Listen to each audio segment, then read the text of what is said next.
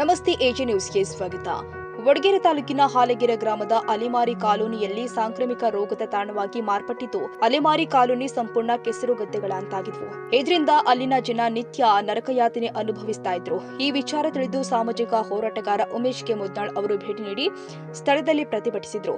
ಪ್ರತಿಭಟನೆಗೆ ಎಚ್ಚೆತ್ತು ಅಧಿಕಾರಿಗಳು ಸ್ಥಳಕ್ಕೆ ಬಂದಾಗ ಅಧಿಕಾರಿಗಳಿಗೆ ತೀವ್ರ ತರಾಟೆಗೆ ತೆಗೆದುಕೊಂಡಿದ್ರು.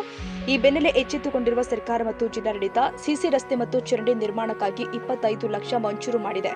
ಕಾಮಗಾರಿ ಮಾಡಬೇಕಾದ ಸ್ಥಳಕ್ಕೆ ಭೇಟಿ ಕೊಟ್ಟು ಮಾತನಾಡಿದ್ರು.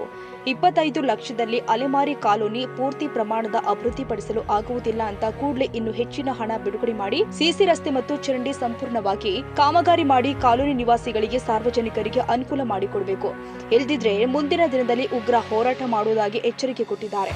ಯಾದಗಿರಿ ಜಿಲ್ಲೆಯ ವಡಗೇರಿ ತಾಲೂಕಿನ ವ್ಯಾಪ್ತಿಗೆ ಬರ್ತಕ್ಕಂಥ ಆಲಿಗೇರಿ ಗ್ರಾಮ ಪಂಚಾಯತ್ ಕೇಂದ್ರ ಸ್ಥಾನದಲ್ಲಿ ಅಲೆಮಾರಿ ಕಾಲೋನಿಯಲ್ಲಿ ಸಾಕಷ್ಟು ಮೂಲಭೂತ ಸೌಕರ್ಯ ಇರದೆ ಸ್ವಲ್ಪ ಮಳೆ ಬಂದರೆ ಸಾಕಾಯಿತು, ನೀರು ನಿಂತು ಕೇಸಿ ಗಬ್ಬೆದ್ದು ನಾರ್ದು ಸಾಂಕ್ರಾಮಿಕ ರೋಗದ ಸ್ಥಿತಿಯಲ್ಲಿ ಸಾರ್ವಜನಿಕರಿದ್ದರು. ನನ್ನ ಗಮನಕ್ಕೆ ತಂದಾಗ ಸ್ಥಳಕ್ಕೆ ಹೋಗಿ ಭೇಟಿ ನೀಡಿ ನೋಡಿದಾಗ ಆ ಜನ ನಿವಾಸಿಗಳು ಸ್ವಾತಂತ್ರ್ಯ ಸಿಕ್ಕರೂ ಇಲ್ಲಿವರೆಗೆ ಅವರಿಗೆ ಸೌಲಭ್ಯ ಸಿಗದೆ ವಂಚಿತರಾಗಿರ್ತಕ್ಕಂಥದ್ದು. ತಕ್ಷಣ ಆ ಸ್ಥಳದಲ್ಲಿ ಪ್ರತಿಭಟನೆ ಮಾಡ್ತಕ್ಕಂಥ ಕೆಲಸ ಮಾಡಿದ್ವಿ. ಪ್ರತಿಭಟನೆಗೆ ಎಚ್ಚೆತ್ತುಕೊಂಡು ಇವತ್ತೇನಾದ ಸರ್ಕಾರ ಮತ್ತು ಜಿಲ್ಲಾಡಳಿತ ಎಚ್ಚೆತ್ತುಕೊಂಡು ಸುಮಾರು ಚರಂಡಿ ಮತ್ತು ಸಿಸಿ ರಸ್ತೆಗಾಗಿ ಸುಮಾರು 25 ಲಕ್ಷ ರೂಪಾಯಿ ಮಂಜೂರು ಮಾಡಿರ್ತಕ್ಕಂಥದ್ದು.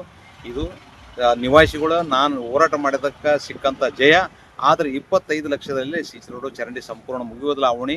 ಆದರೆ ಇನ್ನೂ ಕೂಡ ಏನದ ಹೆಚ್ಚಿನ ಅನುದಾನ ಕೊಟ್ಟು ಕಳಿಸಿ ಆ ಓಣಿ ಅಲೆಮಾರಿ ಓಣಿಯಲ್ಲಿರ್ತಕ್ಕಂಥ ಮೂಲಭೂತ ಸೌಕರ್ಯಕ್ಕಾಗಿ ಸಮಸ್ಯೆ ಶಾಶ್ವತ ಪರಿಹಾರಕ್ಕಾಗಿ ಮುಂದಾಗಬೇಕು. ಇಲ್ಲದಿದ್ದರೆ ನಿರಂತರ ಹೋರಾಟ ಮಾಡುವುದಾಗಿ ಇದೇ ಸಂದರ್ಭದಲ್ಲಿ ಎಚ್ಚರಿಕೆ ನೀಡ್ತೀವಿ. ಹಾಲಗೆರೆ ಗ್ರಾಮದಾಗ ಅಲೆಮಾರಿ ಕಾಲುವೆದಾಗ ಮಳೆ ಬಂದ್ರೆ ಸಾಕು, ಭಾಳಷ್ಟು ಗೊಜ್ಜಲ ನೀರು ನಮಗೆ ತಿರುಗಾಡೋದು ನರಕ ಅನುಭವಿಸಂಗಾಗ್ಯದ. ಉಮೇಶ್ ಅಣ್ಣ ಮುದ್ನಾಳವರಲ್ಲಿ ಭೇಟಿಯಾಗಿ 2-3 ತಂಡ ಅವ್ರನ್ನೂ ಬಂದ್ಗೀಸಿ ನಮ್ಮ ಓಣ್ಯಾಗ ಬಂದ್ಗೀಸಿ ನೋಡ್ಕೊಂಡು ಹೋಗ್ಯಾರ. ಪ್ರತಿಭಟನೆ ಮಾಡಿ ಇದಕ್ಕೆ ಸಂಬಂಧಪಟ್ಟ ಇಲಾಖೆಗೆ ಎಲ್ಲರಲ್ಲಿ ಹೋಗಿ ಬಂದೀವಿ. 25 ಲಕ್ಷ ರೂಪಾಯಿ ಮಂಜೂರಾಗ್ಯದಂತ ಕೂಡಲೇ ಅದು ಮಾಡಿಸ್ಬೇಕು. ಇನ್ನೂ ರೊಕ್ಕ ನಮಗೆ ಸರಿ ಬೀಳಲ್ಲ. ನಮ್ಮ ಏರಿಯಾ ಸ್ವಲ್ಪ ದೊಡ್ಡದಾದ, ಜನಸಂಖ್ಯೆ ಜಾಸ್ತಿ, ಆದಷ್ಟು ಬೇಗ ನಮಗೆ ಮಾಡಿಕೊಡ್ಬೇಕಂತ.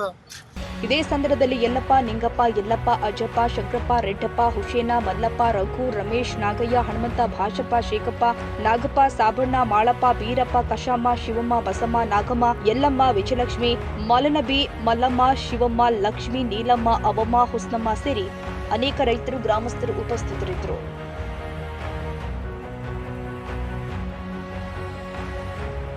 ಕನ್ನಡಿಗರ ಮೆಚ್ಚಿನ ನಿಮ್ಮ ಎಜೆ 24/7 ನ್ಯೂಸ್ ಕನ್ನಡ ವಾಹಿನಿ ಇದೀಗ ಟಿವಿಯಲ್ಲಿ ಲಭ್ಯ. ಒಂದು ವೇಳೆ ನೋಟಿಸ್ ಕೊಟ್ಟಿದ್ರೆ ವಾಪಸ್ ತಗೋತೀವಿ. ಇವತ್ತು ವಕ್ಫ್ ಪ್ರಾಪರ್ಟಿ ಅಂತೇಳಿ ಬರ್ತದೆ ಅಂತ ಹೇಳಿದ್ರೆ ರೈತರು ಬೀದಿಗೆ ಬಂದ್ರೆ ಏನ್ ಮಾಡ್ಬೇಕಾಗತ್ತೆ? ಯಾರು ವೋಟ್ ಹಾಕಲಿಲ್ಲ ಅಂದ್ರೆ ಗ್ಯಾರಂಟಿನೆಲ್ಲ ಸ್ಟಾಪ್ ಮಾಡ್ಬಿಡ್ತೀವಿ.